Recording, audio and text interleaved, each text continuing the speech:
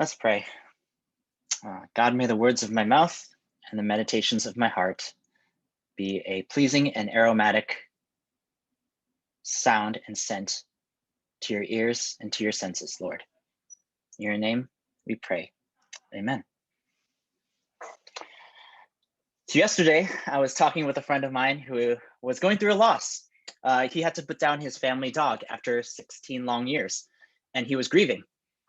Now, as a pastor, I know that sometimes less is more, right? Rather than try to say things like there's a reason for everything or things will get better, sometimes the best thing is to just listen and say, I'm sorry. And so I did that. And guess what? He replied, why are you sorry? I hate it when people say that. I hate it when people apologize. It's not your fault. So why are you sorry? Well, of course, we all know what I meant. I meant to express condolences. I meant to express my sympathies. But my sassy friend whom I love was also right. The words I'm sorry in English often carry multiple meanings, and some of them may or may not be helpful. Many of you know that I'm learning the Thai language, and it actually made me think of that. Because in Thai, you say "khatot" when it is your fault and you actually did something wrong and you need to apologize.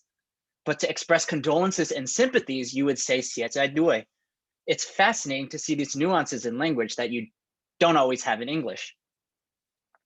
So today we come to our third Sunday in a series that we've been going through on the nature of the church. We've talked about how the church is one and unified.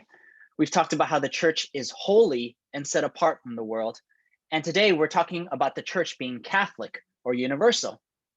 And as the title of today's sermon says, I want to talk about a universal language, a language that transcends culture, a language that permeates every people group, every nation, and every religion, a language that causes every tongue to confess that Jesus Christ is Lord, to the glory of God the Father, as we just read.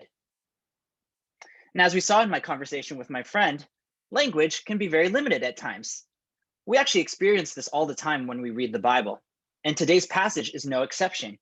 In fact, you have no idea how difficult it was for me to choose an English translation. I actually kept going back and forth between two of them because one version had a better word for one thing and another version had a better word for another. And we're going to get into some of that today because it's helpful to understand the original language that this came from, especially when we want to discover the universal truths that come from it. So let's get started. The first thing we see comes from the words used in verses 6 and 7 to describe Jesus as God. Now, this book is one of the earliest confessions of Jesus being God. Scholars generally agree that the author Paul wrote this book and this letter only 30 years after Jesus was crucified, even before the Gospels were written. And so because of the structure of this passage, Paul may actually have been quoting even an earlier poem or song or hymn. So people were claiming that Jesus was God pretty early after Jesus' death. It wasn't something that developed over time. It wasn't a lie that was created through word of mouth over decades or centuries. Paul was writing this during a time when people who knew Jesus would have been easily able to shut him down or disprove him or refute his claim. But I want to focus on where it says Jesus was in the form of God. The form of God. Because this word is unfortunately a bit limited. The word form could just simply mean an image. It could just mean something that looks like God. Just this past week, to celebrate Women's History Month, since we're doing that, a statue of the late Ruth Bader Ginsburg was unveiled. It now stands in downtown Brooklyn. And this statue is in the form of Ginsburg. It looks like her, and it was created in her image. If you ask me, I think they gave her a couple extra inches of height, but it's RBG. But Jesus isn't just a statue of God, right? He's not just a photograph. He's not just a clone.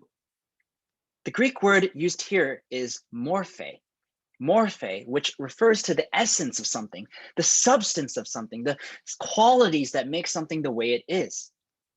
The NIV actually has a better word here. It says that Jesus is in very nature God, in very nature God. And I think that expresses it much better. Jesus is the very nature of God. And yet, what do we see, and why is this important? The very same word is used in verse 7, where it says that Jesus emptied himself and he took the form of a servant, the nature of a servant. He was born in the likeness of men. Jesus, although he was the form and the essence and the nature of God, instead took on the form and the essence and the nature of man. Jesus was the morphe of God, and he took the morphe of man. He was fully God and fully man. Why does this matter? Because of what we're about to see. It's the second example of translation being so important. Because in verse 6, it says that Jesus did not count equality with God as something to be grasped. And here's where I think this translation captures it a little bit better. Something to be grasped. Our translation today is much more telling in this instance. Because when you grasp something, you either seize it for yourself or you already have it and you're holding on to it very tightly. Jesus was the morphe of God, but he did not see it as something he needed to seize. Jesus was the very nature of God, but he did not see it as something to be held onto. Instead, he freely took on the body of a human. He emptied himself for the sake of mankind. And this is the universal language that our Christian faith speaks to us. This is the universal language that Jesus himself speaks to us. It is the language of submission, and it is the language of surrender. It is the language of not grasping for things to have as our own, nor holding on to the things that we already have, but instead freely surrendering it and submitting it to God for the sake of each other. It is the language of being a servant. This is a challenge to us. We live in a culture where we are told to grasp what we do not have, where we are told to seize and to take hold of the things in our life. We're told that we need to seize the best grades in class. We're told that we need to seize the most prestigious colleges through extracurriculars, the highest paid jobs through networking. We're told we need to seize that promotion through hard work and labor. And we're told that we need to seize that romantic partner through dating and apps. Others of us want to grasp what we already do have. We live to keep a hold on the things that we have been given. Oftentimes, we don't even realize the privileges that we have, whether it's the ability to get an education, the ability to have a home, the ability to live in or near one of the most metropolitan cities in the world, the ability to freely choose what we want to do with our lives, with our time, and with our money. But Jesus, he already had all the power and all the glory and all the wealth that we could ever seek after. And yet Jesus counted it as something not to be grasped. Jesus already had everything that we could hope or even maybe hope to obtain. And yet Jesus counted it as something not to hold on to. Instead, he humbled himself and he became obedient. He became obedient to the call to love our neighbor, to serve the least of these, and to lay down his life for others. What makes this even more radical is that Jesus gave up something that already belonged to him. For the rest of us, we're called to give up something that we can't even keep in the end. Take a look at where it says, Jesus says, do not lay up for yourself treasures on earth, where moth and rust destroy and where thieves break in and steal, but lay up for yourselves treasures in heaven. Elsewhere, Jesus says, at the resurrection, people will neither marry nor be given in marriage. The message is clear. All the things that culture tells us to strive after, to seize, and to grasp are things that are not ours to keep. They're not ours to keep because first and foremost, we don't even know if we'll get them. We don't know if we'll get that perfect salary or that perfect spouse, but they're also not ours to keep because none of these things stay with us in the kingdom of heaven. And if anything, that's an encouragement to us, because if Jesus can give up that which was already his, then we can give up things that are not ours in the first place. If Jesus can take his power and his glory and humble himself to be a servant for others, then we can take the power that is not ours and the glory that is not ours, and we can humble ourselves to be a servant to others.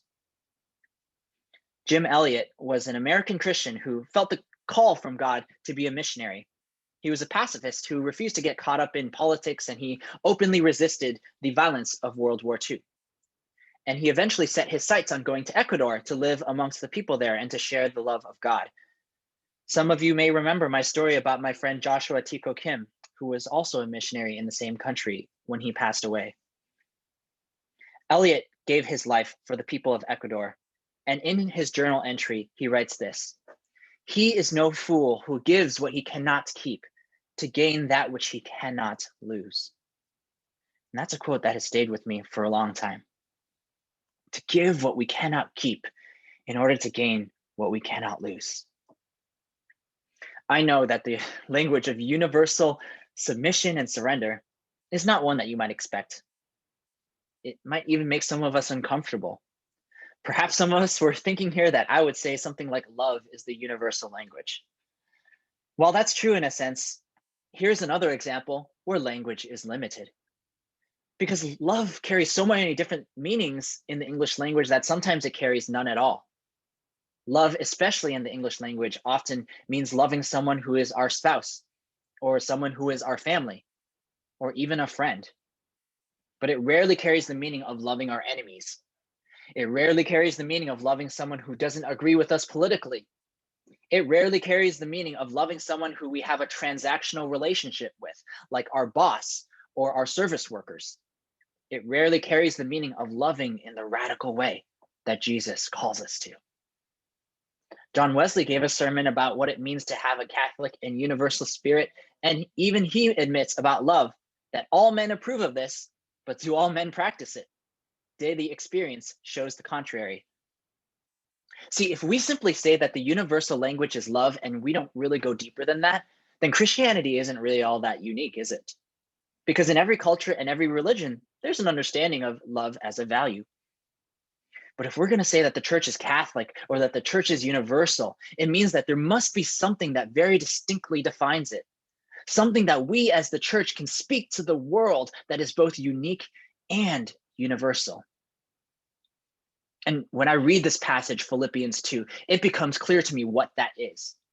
That in Christianity, we find a Jesus who, being in very nature God, did not count equality with God something to be grasped, but instead he spoke a language of submission and surrender. A Jesus who submitted himself to God's will for his life.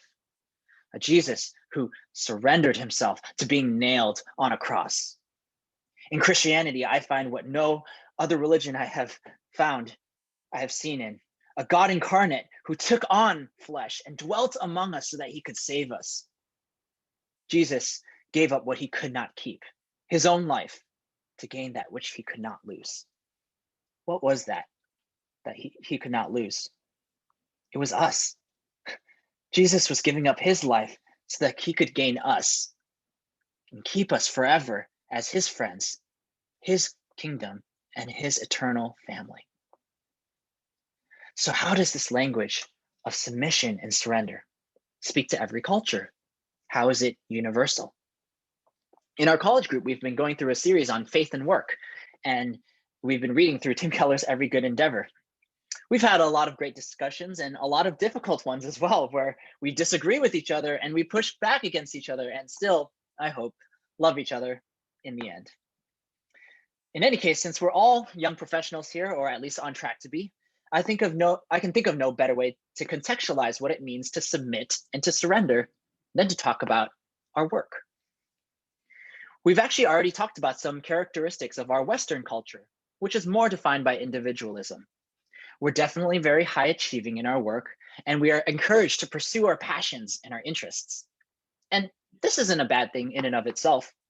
In fact, studies have shown that in societies that encourage more individualism, innovation and technological advancements are often more present than in other societies. Compare this with more collectivist cultures, which we find in Asia. One of the examples in the book that we're reading talked about how Japan values social stability and loyalty. Each worker does their best job, not because it will advance them individually, but because it helps the company. Coworkers in Japan tend to form more intimate relationships with each other. And there's a value on family and employers taking care of their employees. Not only in Japan, but we also see this in Korea. I was talking with Tanya and Sung about this, Nadia's parents. As many of us know, Sung manages businesses overseas, and he was sharing some aspects of the working culture in Korea. I was surprised to learn, for one thing, that pretty much all businesses and companies in Korea shut down during lunchtime so that the workers can go out and eat. They've even told me like it's hard to like go to the DMV during this time too, because everything's just shut down. And oftentimes meals are also covered by your employer too, right? Everybody makes sure that everybody goes to eat. That's definitely a stark contrast to certain industries in America where bankers, doctors often don't even get time for a lunch break. And these values also mean that companies don't lay off workers just to sustain profits. It means that people with less experience can still have opportunities to be hired and improve their skills rather than being compared to the next candidate. It also means that it's more common to be guaranteed lifelong employment. So how does submission and surrender speak to these cultures? Because if you're to ask the casual listener, it might seem like the Eastern ways of thinking are more in line with it, are better even. Being a servant like Jesus seems to fit with a more collectivist mindset, right? It's all about sacrifice, right? It's all about the good of the whole, right? But we're not here to say which one's better. All cultures and all societies have advantages and disadvantages. The point of this sermon isn't to say which culture and which language is better. It isn't even to paint broad strokes, because God knows that many of us as Asian Americans fall somewhere between. But the point is to see how this universal language of submission and surrender can challenge and reform and maybe even redeem all the cultures of the world. So let's start with the more difficult one. How does this universal language speak to an Eastern culture that's already characterized by submitting to hierarchy and surrendering ourselves for the good of the whole? Well, one of the problems we see with this thinking is that it can lead to each person in a company becoming objectified and treated like a machine. Hierarchy often leads to different voices being silenced, especially the voices of those who are marginalized or disadvantaged. And of course, it has led to a lot of pay gaps based on gender. Our unique personalities and individual talents can become lost when we're told not to speak up or to question authority in a company. We're told to just put our heads down and go with the flow. But submission and surrender, at least the one according to Jesus, doesn't mean that we lose our individuality. It doesn't mean that we forget about the gifts and the talents that God himself has given us. It doesn't mean that we forget our very nature as well. Take a look at verse 6. Here's another reason where the English language fails to grasp, no pun intended, the original meaning. You see where it says he was in the form of God. The word was is usually used in the past tense when we use it, right? But the issue is that this might imply that Jesus was God and then he stopped being God when he became human. But once again, if you look at the original Greek word, it's in the present active tense. So it's actually kind of more fitting to say that though he is and still is the form of God. Another example for those of you who need is like when we say in English, even though she was younger than her brother, she ended up taking care of him more. So like in that sentence, even though the girl ends up playing more of an older figure, she doesn't stop being younger than her brother. In the same way, Jesus did not stop being the very essence and the very morphe of God. Jesus was fully God and fully human. And so when it comes to this universal language of submission, we are still called to retain our unique and individual qualities, even as we surrender ourselves and become a servant to others. One thing that I need to make clear is that we should not submit ourselves to erasure. As Pastor Charles and I have emphasized over and over again lately, invisibility is what has caused people to target Asian Americans during this time. Being stripped of our identities is what has caused people to attack our elderly. I'm sure many of us have already seen crime after crime on the news of our Asian siblings all over the country being targeted. Well, today I would like to share some good news, especially in honor of Women's History Month, of a 13-year-old girl who rallied hundreds against anti-Asian hate crimes. Submission and surrender does not mean silencing ourselves. If anything, it means taking the best of ourselves in submitting it to others, giving the fullest of our identities to causes and initiatives like these, and serving others out of our unique identities that God has given us.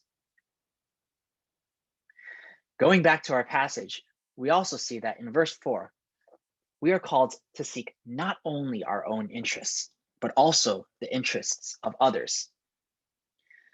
So what we see here is that submitting to others doesn't mean disregarding our own needs. What it does mean, however, is to also include other people's needs as well. It means to literally take other people's needs and make them our own. And here's where we turn our attention to Western culture, which is more characterized by individualism. I definitely think we can see how the universal language of submission and surrender can speak to this and challenge this. It calls us to not only seek our own interests, but the interests of our fellow communities as well. It calls us to give up some of the control in our lives. We're often told that if we just work hard enough, we can have whatever I want. Or if we just follow our dreams, I'll eventually make them into a reality. And we're told to grasp and to hold on no matter what. But that can lead us to become very anxious when we don't get our way. Sometimes it leads people to compromise their morals in order to get what they want. It can lead us also to place high standards of achievement and success on ourselves. And it can also lead us to look down on those who do not meet those standards. It can cause us to look down on those in positions that seem to have less prestige or pay less or require less of an education. And sure, we celebrate our service workers and our essential workers, but will we ourselves take on some of those jobs if God called us to? If God called us to serve, right, and be a servant like a service worker. For a lot of us, it's hard to do that. For a lot of us, it's hard to see ourselves going, down to that level, if you will. But submission means not having our way all the time. It means letting go of needing to constantly be reaching for more and grasping for more. In a culture that tells us to ascend, Jesus calls us to descend. In a culture that tells us to grasp and to seize, Jesus calls us to surrender and to give to the least of these. In youth group a couple weeks ago, we had a special Valentine's Day meeting, and we talked about that passage in Ephesians 5 that says, "Wives, submit to your husbands, submit to your husbands." And I pointed out how whenever people quote that passage, they always seem to skip the verse that comes right before it, where it says, "Submit to one another out of reverence." Submission, we have to make this clear, must be mutual. Surrender must go both ways. When everyone begins speaking this universal language, that is when slaves will be set free. That is when oppressors will let go of their power, let go of their wealth, and let go of their pride. And that is when justice will begin to take place in this world. And I think we can agree that in every culture that we see nowadays, we are desperately thirsting for justice. I'll end by sharing a story of my friend Serena. She's worked at Google for the past few years as a product marketing manager. But lately, she was thinking about wanting to do something that puts her face to face with the community. She actually went on the same mission trip that I went to in Taiwan, where I worked at a coffee shop that was run by Christians. I've shared this story a couple times. And she decided she wanted to do something similar as well. Sadly, she wasn't living in New York City when I started Haven Cafe. Otherwise, we could have worked together. But she did recently decide to quit her position at Google and apply to Grace Street Cafe, which I'm sure many of us here have been to. It's a Christian-owned cafe in New York City that seeks to show God's love to the people around them. I actually used to work at Grace Street with my friend, so Serena was able to get connected with the manager there. And she expressed in her interview that she wanted to work a job in the service industry so that she could see what it's like not to be in front of a computer all day, not to be in meetings all day, but instead to be face to face with the community. Instead be face to face with serving the community and serving the citizens of New York. She chose to leave her very high paying position at Google and submit herself to a minimum wage job. And she got the job. The manager there loved her enthusiasm and her passion and her love for God. But then guess what? She was told that she's going to work the counter and she's going to work the cashier for a bit, but then they're going to make her one of the marketers because her skills are just too good to waste. So she'll still be in the service industry and she'll still be working with the community, but she'll also be able to serve out of her unique talents. So I think that's just a great illustration of what we talked about today. This idea of making conscious decisions to be more generous through our work while still retaining our individuality. Not everyone will make the choice to quit their jobs like Serena. There are so many ways in which God might be calling you to be a servant to others.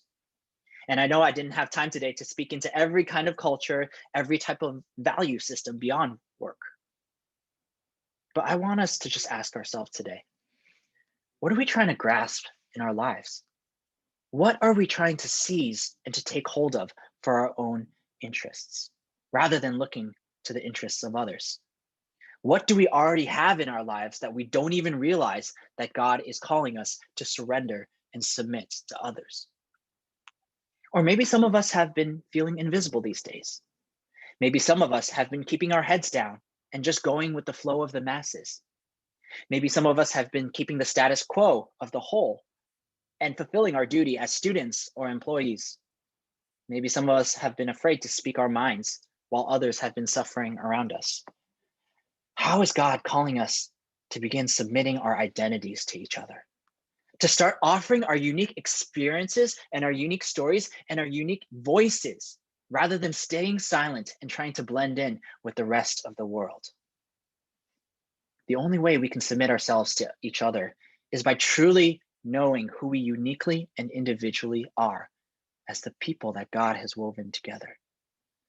And the only way, conversely, to know who we truly are as God's people is to be like God and be like Jesus in giving ourselves away.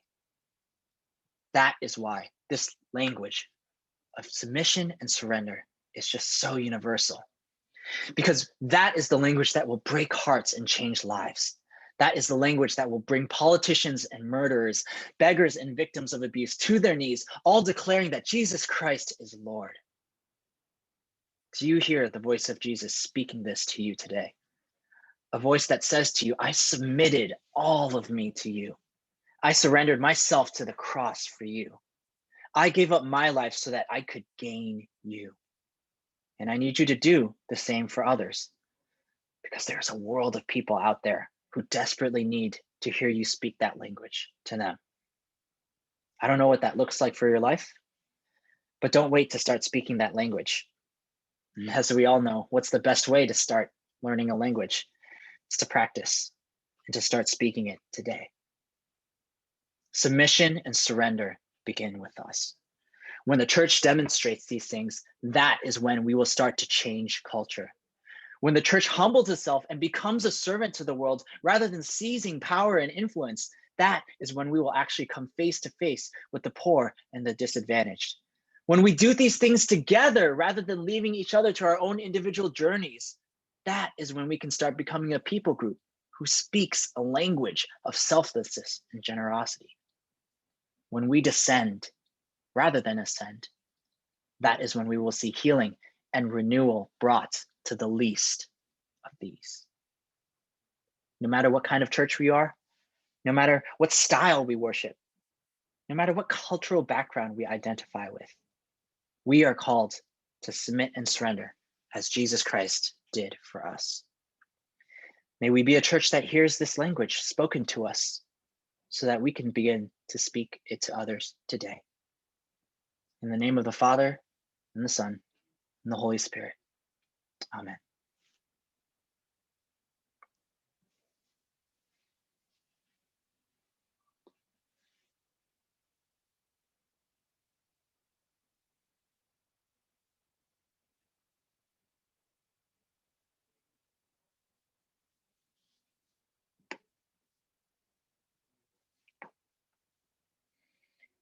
I know that we haven't had time for breakout rooms lately, but I do still want to ask some reflection questions that I'll put it in the chat. And as you leave today, I hope that you will be able to reflect on some of these. What are some things that you have been trying to grasp and seize in your life that God is calling you to let go of? And similarly, what are some ways you want to speak more out of your own identity rather than just going with the flow of the masses? I invite you to think about these things today. I invite you to pray about these things today. And I invite you to start speaking that language of submission and surrender.